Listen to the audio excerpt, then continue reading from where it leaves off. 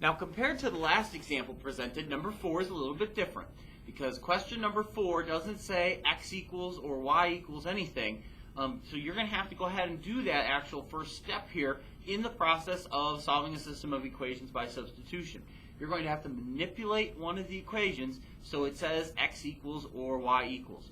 Which equation you do that to and which variable you solve for is entirely up to you.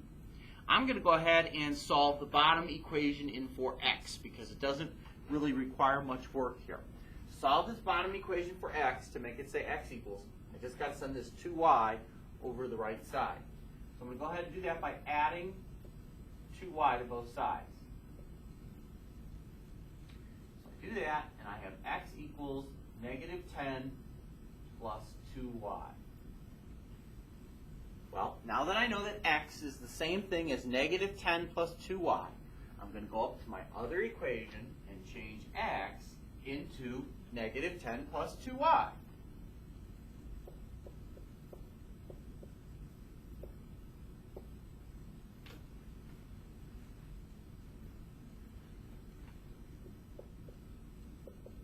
Now, as you can see also what's a little bit different here is that I've got a 3 in front of this negative 10 plus 2y that I've imported. That's going to imply that I'm going to have to use the distributive property. So that means I've got to carry the 3 through to the negative 10 and the 3 through to the 2y. So when I do that, I end up with negative 30 plus 6y.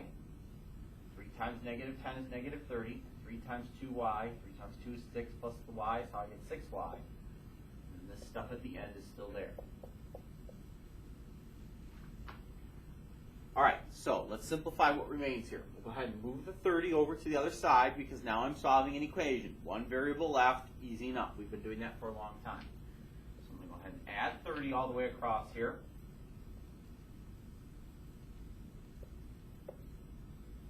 Do that, and I get 49. And over here I've got 6y plus one more y is 7y. So 7y equals 49. Divide out the 7 all the way across. Y ends up equaling 7. Now I'm halfway home. Now that I know that y is 7, I'm going to go into one of my original equations and change y into 7 and solve for what will indeed be the one thing I have left, x. Again, which equation you do that in is entirely up to you. I'm going to go ahead and do that here in the second equation. So I've got x minus 2y equals negative 10, and I'm changing y into 7. So this y term is going to change into 7. So I've got x minus 2 times 7 is the same thing as negative 10. Or in other words, x minus 14 is the same thing as negative 10. Well, when I add 14 to both sides to solve the equation, x equals 4. So I've now solved the system of equations.